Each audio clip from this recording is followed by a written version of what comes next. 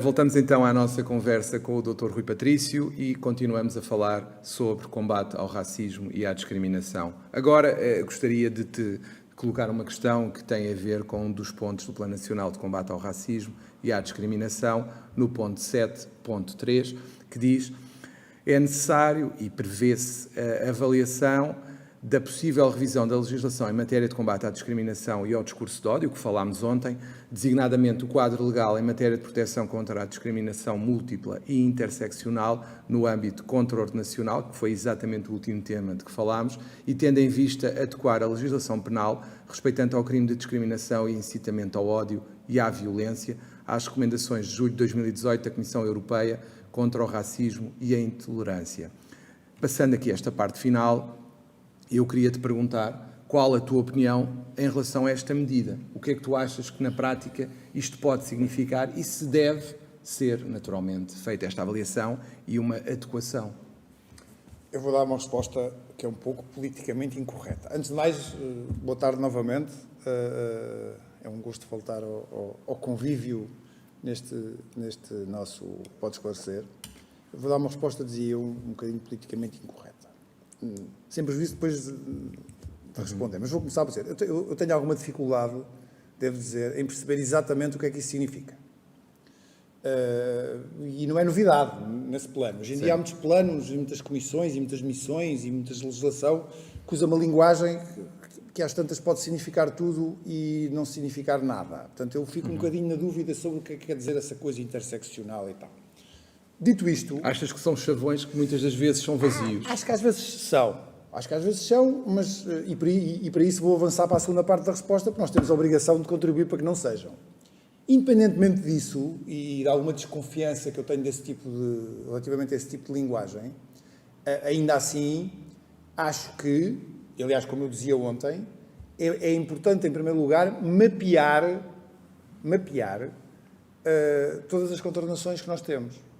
Enfim, também podemos mapear os crimes, mas os crimes são relativamente fáceis de mapear, mas acho que, em primeiro lugar, se deve mapear as contraordenações que nós temos. Nós, ao longo dos anos, sobretudo nestas 2 décadas e pouco do século XXI, fomos produzindo legislação e fomos produzindo comissões, umas que têm funções mais formais, outras que têm funções mais de estudo, recomendação e coligir informação, e era bom fazer um diagnóstico e um mapeamento sobre quantas existem, o que é que cada uma faz, onde é que está a legislação. E depois pensar se vale a pena ou não. Não tenho a certeza se vale a pena ou não. Também não estudei profundamente o tema e, portanto, não vou fazer de treinador de bancada, mas acho que valia a pena pensar se, no fim de fazer esse mapeamento e esse levantamento, se, primeiro, é preciso mais alguma coisa. Isto é preciso acrescentar coisas. É porque às vezes, nós às vezes acrescentamos coisas antes de termos feito o diagnóstico. Quer dizer, nós achamos, vou dar um exemplo, imagina que daqui a 2 ou 3 dias havia aí um fenómeno público, um evento que tinha grande repercussão na comunicação social. Era isso que eu te ia perguntar. E que era de discriminação e que não tinha acontecido nada e de repente toda a gente o que vai propor em primeiro lugar, e às vezes apenas isso, é vamos legislar. Calma! Às vezes, se calhar, a legislação já existe, não é aplicada. Portanto, é preciso fazer aqui um levantamento sobre o que é que temos em matéria criminal e, sobretudo, o que é que temos em matéria de contraordenação. Era isso que eu te queria perguntar, aproveitando até para esclarecer as pessoas, porque é uma das temáticas que mais se fala na comunicação social, que é, muitas das vezes, o que nós sentimos na comunicação social, e não só em matéria de discriminação, em qualquer uma, sempre que há um evento, como referiste, que tenha repercussão na comunicação social, há uma, diria, pressão para que se legisle alguma coisa para prevenir aqueles eventos. O que é que tu achas deste tipo de legislação feita quase em termos de pressão mediática e única e exclusivamente? As 2 coisas. Primeiro, como nós aprendemos na faculdade, e como eu espero que ainda se ensine, eu continuo a ensinar na faculdade, mas não esse tipo de disciplinas, não sei se ensina ou não, nunca se deve legislar para um caso concreto. Pode-se legislar começando a pensar no assunto a propósito de um caso concreto, mas deve-se legislar com generalidade, com frieza, com abstração. E, portanto, legislar a quente sobre um caso concreto nunca é boa ideia. Nunca. E com isto estou a criticar muitas opções legislativas que são tomadas nos últimos anos a quente.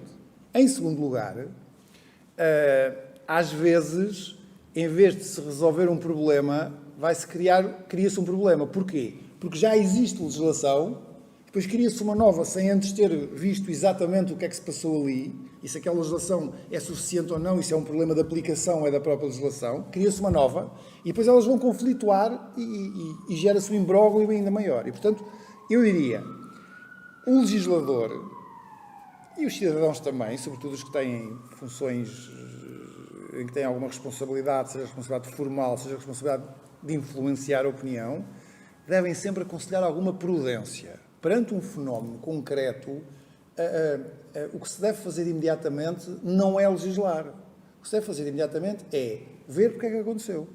Não é querer uma resposta em 5 minutos. Quer dizer, vou dar um exemplo. Exemplos reais. Há um acontecimento infausto com uma criança, uma coisa terrível.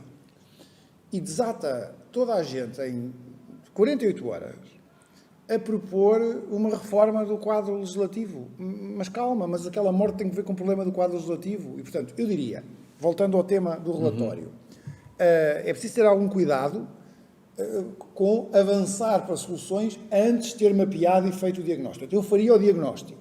Depois de fazer o diagnóstico e o mapeamento, eu perguntaria 2 coisas. Primeira coisa, faltam aqui coisas? É preciso fazer modificações? É preciso fazer acrescentos? Se sim, onde? Segunda coisa, que é uma pergunta que eu acho que é importante, vou enunciá-la, embora eu não tenha resposta, como há bocado disse, porque não estudei profundamente o problema. Vale a pena, é necessário ou é útil agregar todas estas contornações num único diploma? Ou devemos continuar a tê-las dispersas por vários diplomas? Não sei exatamente qual é a resposta. E ao dizer isto não estou a ser cauteloso como habitualmente são os advogados, porque há razões que aconselhariam a agregar tudo, nomeadamente ficava tudo mais organizado, as pessoas podiam guiar-se mais facilmente, mas pode haver razões, nomeadamente razões jurídicas importantes, que façam com que isso não seja aconselhável porque se deva manter por razões de sistemática da legislação, as coisas do trabalho no trabalho, as coisas da raça na raça. Portanto, não tenho a resposta para isso. Acha que é fundamental fazer-se a identificação e o mapeamento das muitas e muitas e muitas e muitas contornações que nós temos. E relativamente a isso, poderia facilitar pelo menos o nosso trabalho, seguramente uma compilação e uma codificação. Se quiseres claro, um código da discriminação. Um código da discriminação facilitaria. Mas eu acho que também até se enquadraria bem com este plano nacional, sim, porque faria e era no fundo consubstanciar o que se diz no plano, era sim, dizer, temos aqui um plano, isto é uma temática que é relevante para este governo. Vamos fazer um levantamento e depois talvez codifiquemos. Sim. Faria algum sentido. Faria algum sentido. Até porque atribuiria, naturalmente, uma relevância específica à matéria, que me parece que é o que está por detrás deste plano. No fundo, se isso fosse aconselhável, necessário e aconselhável e útil, seria uma coisa parecida com o que se fez sobre a corrupção. Por exemplo, tentou agregar-se, não num diploma, mas em 2 ou 3, aquilo que estava disperso por muitos lugares. Isto a reboque da estratégia anticorrupção e um conjunto de diplomas onde, de alguma forma, se agregou as coisas. Poderia ser uma coisa parecida com isso. E no fundo, eu acho que isso faria algum sentido, se queres que te diga. Mas agora, falando um pouco do que temos, que é o que nos interessa neste momento, o que nós temos, na tua opinião, tem sido suficiente para combater a discriminação? Já vimos que não conseguimos evitar, naturalmente, a discriminação, temos as histórias de discriminação nos tais TVDEs, temos a história de situações em que dizem que não se transportam, por exemplo, cadeiras de rodas, e temos outros exemplos que poderiam ser dados e que não vale a pena estar aqui a mencionar, mas este das cadeiras de rodas é um exemplo. Tu achas que a sociedade portuguesa já interiorizou que isto é um crime ou ainda pensa que não será um crime e ainda não pensa na discriminação como algo que seja necessário combater? No fundo, a pergunta acaba por ser se tu achas que o que existe legislativamente está ou não a cumprir a finalidade porque foi criado. João, mas responder essa pergunta é muito difícil. Se eu soubesse responder essa pergunta, era daqueles gurus que fazem conferências pagas a pesos de ouro. Estou a ironizar. Vamos lá ver. Olhando para a legislação e simplificando e generalizando, o que nós temos não está mal. Não está mal. Quer dizer, o legislador eu diria que cobriu a maior parte das situações.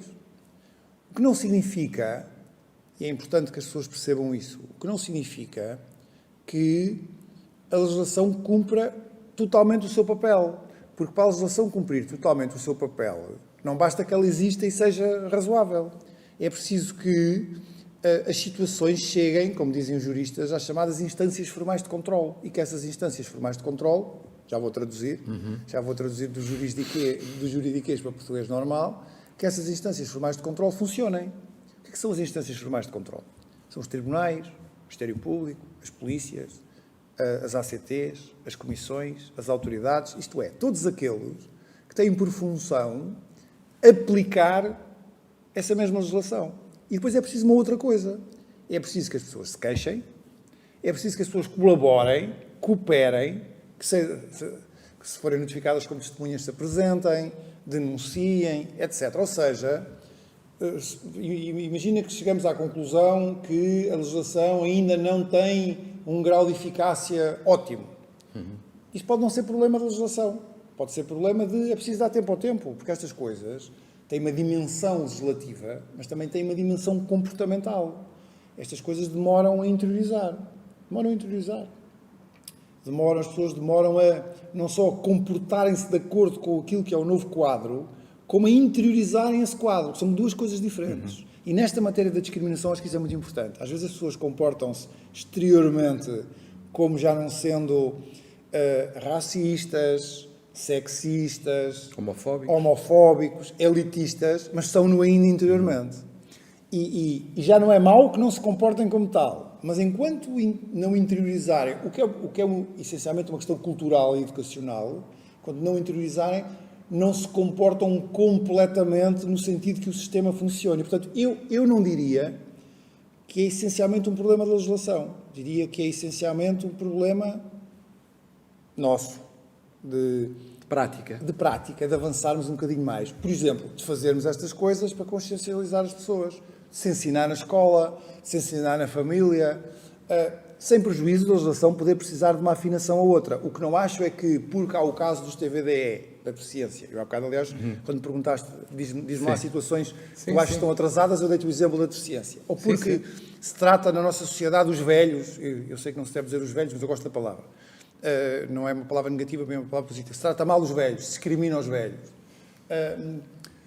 Não é por se fazer, o facto de se fazer isso não é necessariamente uma falha da legislação. Pode ser uma falha do modo como nós funcionamos. Agora, também não podemos querer coisas perfeitas de um dia para o outro. Estas coisas têm que ver com estruturas, com pensamento, com mentalidade, com cultura, e demora muitíssimo tempo. Às vezes é preciso também que as pessoas não se desesperem e tenham uma perspectiva histórica.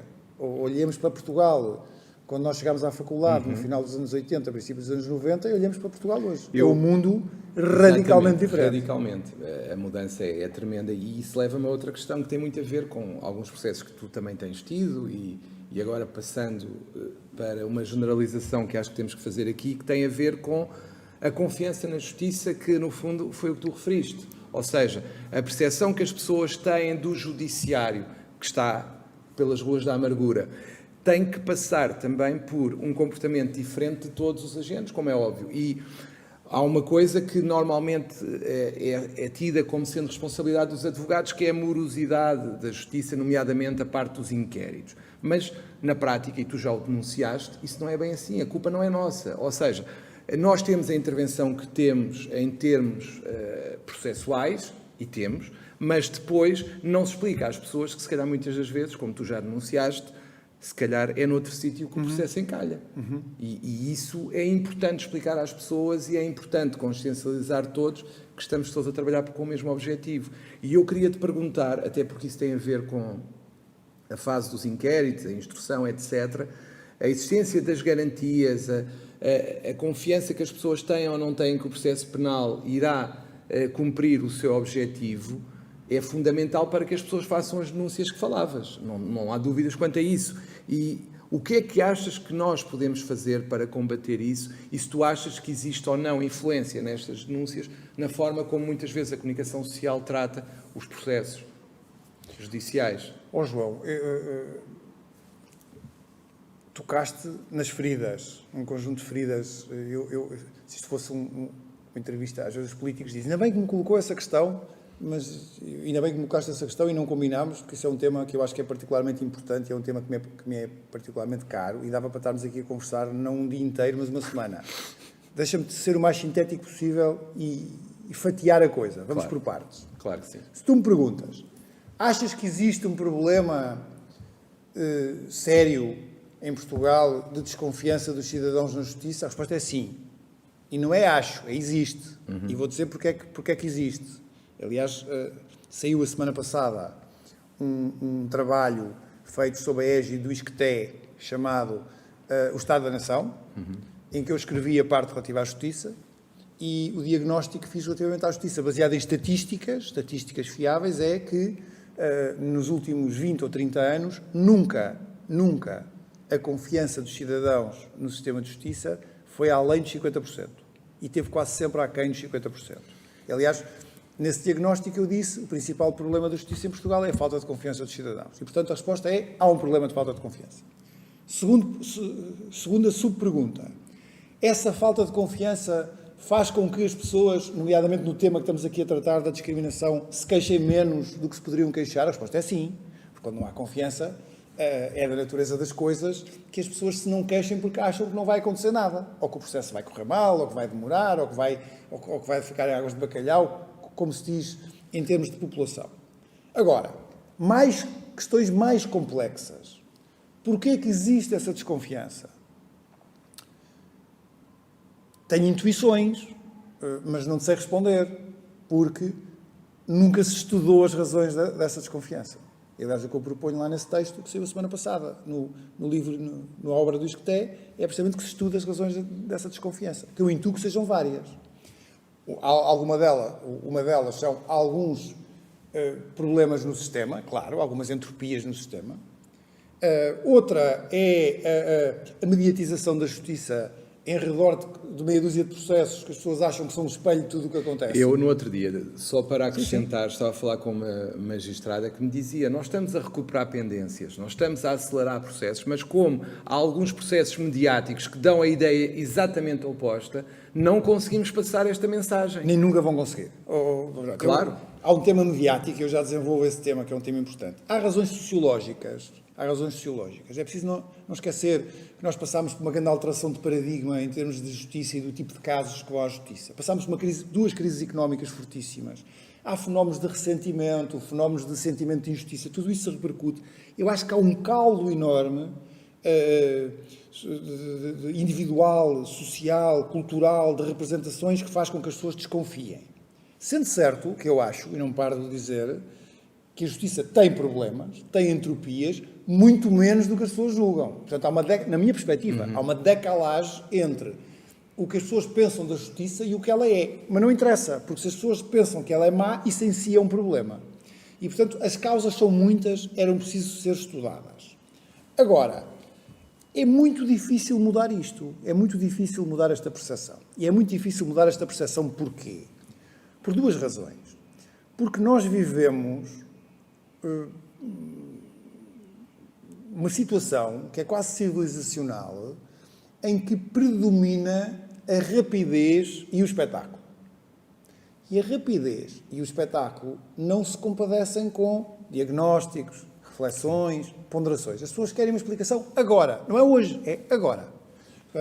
Quando a televisão era o mídia dominante, era hoje. Agora que as redes sociais são o mídia dominante, é agora. E isso é assim, e isso não favorece a reflexão. Portanto, eu sou muito pessimista relativamente à mudança dessa perspectiva. Em segundo lugar, há outra razão entre nós que é fundamental para isso. A percepção que as pessoas têm da justiça, a não ser quando são utilizadores, mas a maior parte das pessoas acaba por não ser, é a percepção de meia dúzia de processos. E a percepção dessa meia dúzia de processos dá uma imagem completamente distorcida do que é a justiça. Porquê? Porque esses processos demoram muito mais do que demora um processo normalmente na justiça. Eu devo-te, aliás, dizer, tu sabes também como eu, o que eram os prazos quando nós começámos a advogar e o que são hoje. A justiça melhorou incomensuravelmente. Quando nós começámos a advogar, só para as pessoas terem noção, enfim, nós somos ainda muito novos, mas já lá vão uns anos, tu interpunhas um recurso e anos depois podia vir a decisão. Isso hoje em dia não acontece. Agora, enquanto as pessoas acharem que a justiça é o processo A, B, C e D, que demoram 10, e eu já vou a essa parte, 10, 11, 12 anos até chegarem a julgamento, as pessoas acham que os processos demoram todos 10, 11 e 12 anos. Enquanto as pessoas acharem que as coisas se medem por meia dúzia de processos, dos quais vão saindo notícias que selecionam esta parte e aquela parte e não o todo, e em que isto parece absurdo, mas se for integrado no todo já não é, e em que se faz uma batalha campal e um espetáculo nas televisões de 24 horas e nos jornais online e nas redes sociais, as pessoas acham que a justiça é um pandemónio, é um circo, e não é. Ponto quanto à duração. Dizes que eu já denunciei isso e denunciei. Há duas coisas que têm que ser ditas, na minha opinião, com muita clareza. Ponto 1. Não há excesso de garantias. Não há. Há, aliás, déficit, se queres que te diga. Nos últimos 30 anos em Portugal, as garantias foram muito reduzidas. Se quiserem, eu dou exemplos. Os recursos foram muitíssimo reduzidos, quase não têm efeito expansivo, sobem todos a final, a instrução foi podada de várias das suas finalidades e podia dar N exemplos. Portanto, não há nenhum excesso de garantias. Há mau uso. Há sujeitos processuais e advogados que abusam e exageram. Isso não tenho nenhuma dúvida. Em alguns casos há exasperação litigante. Eu costumo dizer a brincar, às vezes há sujeitos processuais e colegas, e não quer dizer que eu também não tenha caído já nesse erro, não me estou a tirar desse pecado, que o juiz pestaneja e já vem uma arguição de vício. Isto é abuso das garantias. Mas o facto disto acontecer não significa que exista excesso. Portanto, não há nenhum excesso de garantias. Ponto 1. Ponto 2. Não é o uso das garantias a principal razão da demora destes processos que são mediáticos. Não é. Um processo que demora, e há vários, 7, 8, 10, 11, 12 anos em inquérito, e há vários, não é por garantias, porque no inquérito não se exercem garantias. Não há garantias. Ou seja, o advogado não recorre no inquérito. O advogado no inquérito não faz nada. O Ministério Público tem o domínio do inquérito. E, portanto, não é por isso.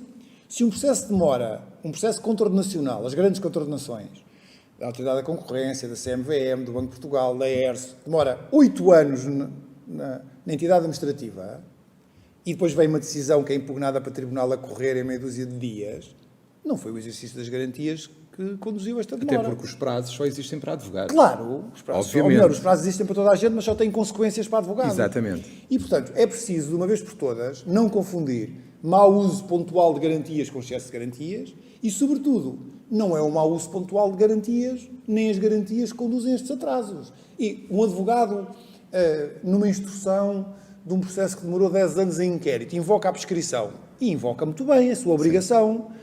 Mas não foi ele que inventou a prescrição. Nem foi ele que fez com que o processo demorasse 10 anos para prescrever.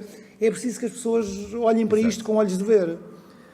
Eu terminaria esta segunda parte só com a concretização em dados do que tu acabaste de dizer, ou seja, eu tinha aqui o inquérito da DEC sobre a confiança dos cidadãos em instituições nacionais e internacionais e em Portugal o índice de confiança destaca o ensino público com a nota mais alta, segue-se o Presidente da República Marcelo Rebelo de Sousa, depois o Exército, diria que a nota mais alta é 6,9, o Presidente tem 6,7, o Exército 6,6, a Polícia 6,5, o Serviço Nacional de Saúde 6,3, que seguramente é um efeito da gestão da pandemia, se calhar agora já mudou novamente, já mudou também a confiança no serviço. E no polo oposto, do que menos confiam, está o sistema judiciário com 4, que, ao contrário das outras instituições, não tem alterações desde 2016, ou seja, a confiança tem-se mantido muito por baixo. Ora, isto deve-nos fazer pensar a todos e acho que todos temos que contribuir para a mudança de paradigma e tentar adotar medidas que contribuam para aumentar a confiança do cidadão na justiça. E interrompemos agora e voltamos com a terceira parte do podcast com o Dr. Rui Patrício.